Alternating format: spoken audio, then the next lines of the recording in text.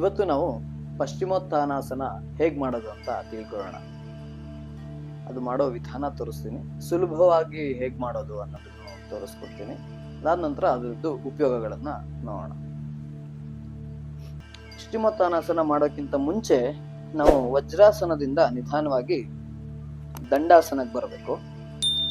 ದಂಡಾಸನದಲ್ಲಿ ಕುತ್ಕೊಂಡು ಬೇರೆ ಆಸನ ಮಾಡಿದ್ದಾಗಿದ್ರೆ ನಾವು ಶಿಥಿಲ ದಂಡಾಸನದಲ್ಲಿ ಸ್ವಲ್ಪ ವಿಶ್ರಾಂತಿ ತಗೊಳ್ಬೇಕು. ಈ ತರ ಕಾಲುಗಳನ್ನ ಸಡಿಲ ಮಾಡ್ಕೊಳ್ಳೋದು ಒಳ್ಳೇದು. ನಂತರ ನಾವು ದಂಡಾಸನ ಸ್ಥಿತಿಗೆ ಬರಬೇಕು. ಅದಾದ ನಂತರ ಈ ಸ್ಥಿತಿಗೆ ಬಂದು ಪೂರಕ ಉಸಿರು ತಗೊಂಡು ಉಸಿರು ಬಿಡುತ್ತಾ ಮುಂದೆ ಬಾಗ್ಬೇಕು. ಈ ಆಸನದಲ್ಲಿ ನಾವು ಎರಡೂ ಕೈಗಳನ್ನ ಈ ತರ ಬಂಧಿಸ್ಬಿಟ್ಟು ಹಣೆ ಭಾಗನ ಮಂಡಿಗೆ ತಾಗಿಸ್ಬೋದು. ಆದ್ರೆ ಪರಿಪೂರ್ಣವಾದ ಪಶ್ಚಿಮೋತ್ಥಾನಾಸನ ಅಂದ್ರೆ ಈ ಎರಡು ಕೈ ಬೆರಳಲ್ಲಿ ಎರಡು ಕಾಲಿನ ಹೆಬ್ಬೆರಳನ್ನ ಹಿಡ್ಕೊಳ್ಬೇಕು. ಪೂರಕ ಮಾಡಿ ರೇಚಕ ಮಾಡ್ತಾ ಹೀಗೆ ಹಿಡ್ಕೊಂಡು ರೇಚಕ ಮಾಡ್ತಾ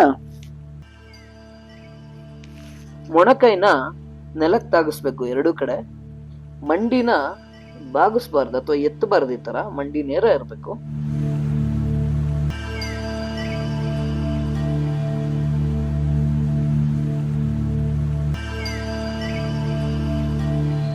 ಈ ಸ್ಥಿತಿಲಿ 7ರಿಂದ 8 ಬಾರಿ ನಾವು ಉಸಿರಾಡಬೇಕು.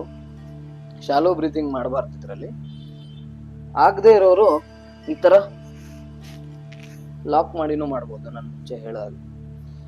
ಈಗ ಇಲ್ಲ, ನಾನು ಹೊಸದಾಗಿ ಮಾಡ್ತಾ ಇದ್ದೀನಿ, ನನಗೆ ಅಭ್ಯಾಸ ಇಲ್ಲ, ನನಗೆ ಮುಂದೆ ಕಾಲು ಮುಟ್ಟಕ್ಕೆ ಆಗ್ತಾ ಇಲ್ಲ, ಇಷ್ಟೇ ಹೋಗ್ತಾ ಇದೆ ಕೈ ಅನ್ನೋರು ಏನ್ ಮಾಡ್ಬೋದು ಅಂದ್ರೆ ಇನ್ನೊಬ್ರು ಸಹಾಯ ಪಡ್ಕೊಳ್ಬೋದು. ಇನ್ನೊಬ್ರು ಸಹಾಯ ಹೇಗೆ ಅಂದ್ರೆ ಹಿಂದೆಯಿಂದ ಬೆನ್ನನ್ನ ಸ್ವಲ್ಪ ದೂಡ್ಬೇಕು, ಪುಷ್ ಮಾಡಿಸ್ಕೊಳ್ಬೇಕು. ಹೀಗೆ ದಿನ ದಿನ ಪುಷ್ ಮಾಡಿಸ್ಕೊಳ್ಳೋದ್ರಿಂದ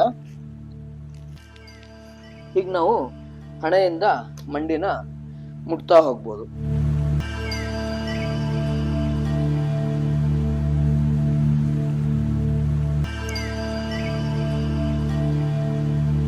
ಈ ಆಸನದಲ್ಲಿ ತುಂಬಾ ಉಪಯೋಗಗಳಿದೆ. ಇದು ಉದರಕ್ಕೆ ತುಂಬಾ ಒಳ್ಳೆ ವ್ಯಾಯಾಮ ಆಗತ್ತೆ. ಜಠರಕ್ಕೂ ಹೌದು. ಜಠರಾಗ್ನಿ ಇದರಿಂದ ಆಕ್ಟಿವೇಟ್ ಆಗತ್ತೆ. ಜಠರಕ್ಕೆ ಒಳ್ಳೆ ವ್ಯಾಯಾಮ ಆಗತ್ತೆ. ಇದರಿಂದ ಮಲಬದ್ಧತೆ ಕಡಿಮೆ ಆಗ್ತಾ ಹೋಗುತ್ತೆ.